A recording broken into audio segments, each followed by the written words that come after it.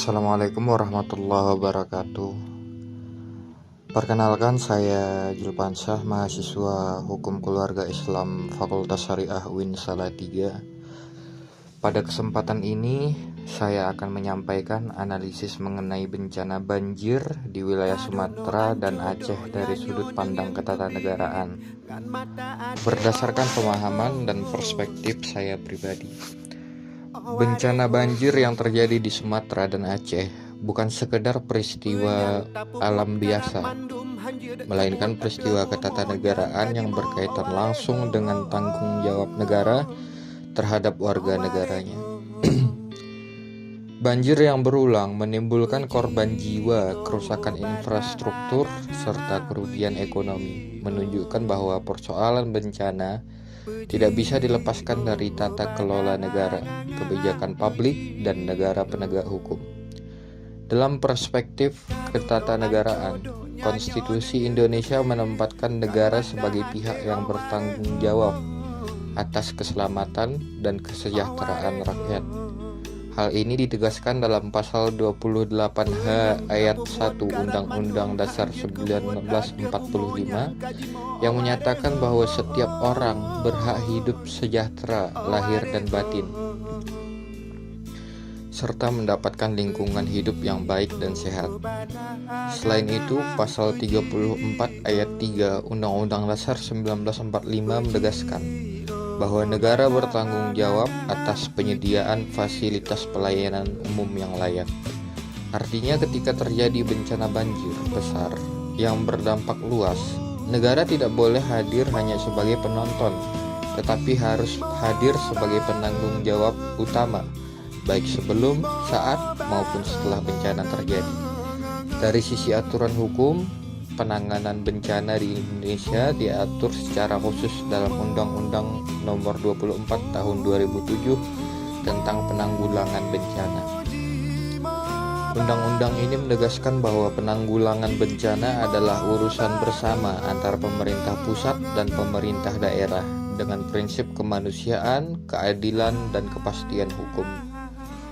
Pemerintah wajib melakukan mitigasi, pencegahan, tanggap darurat, hingga rehabilitasi dan rekonstruksi pasca bencana. Namun jika kita melihat kondisi di lapangan, khususnya di Aceh dan beberapa wilayah di Sumatera, persoalan banjir seringkali tidak berdiri sendiri.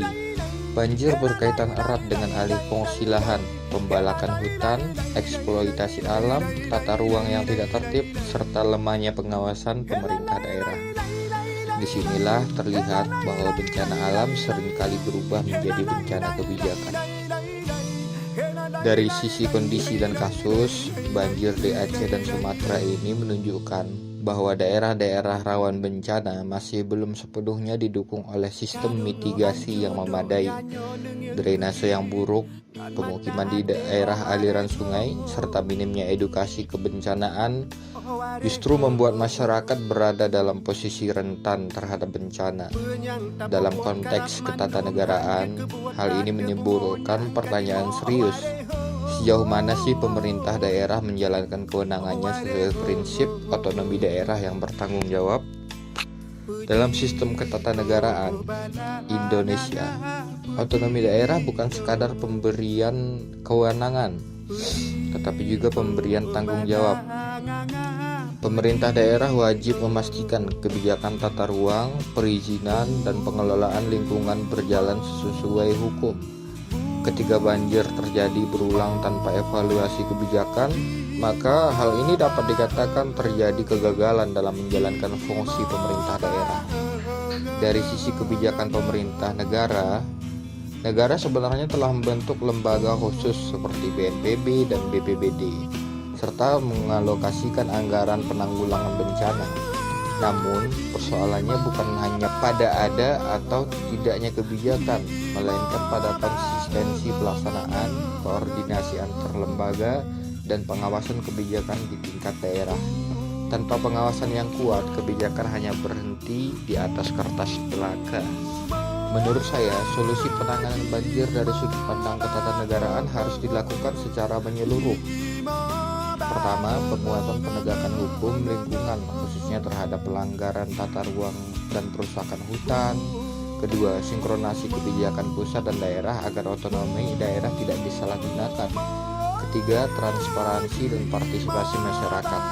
Karena rakyat bukan hanya objek kebijakan, tetapi juga subjek dalam sistem ketatanegaraan. Selain itu, negara perlu menempatkan penanggulangan bencana sebagai bagian dari perlindungan hak konstitusional warga negara, bukan sekadar program teknis. Dengan demikian, setiap korban bencana tidak hanya dilihat sebagai korban alam, tetapi sebagai warga negara yang haknya harus dipulihkan oleh negara. Sebagai penutup, dapat saya simpulkan bahwa bencana banjir di Sumatera dan Aceh ini adalah ujian nyata bagi sistem ketatanegaraan Indonesia. Negara yang kuat bukan hanya negara yang memiliki konstitusi doang, tapi negara yang hadir dan bertanggung jawab ketika rakyatnya berada dalam kondisi terpuruk dan paling rentan. Negara datang untuk mengayominya.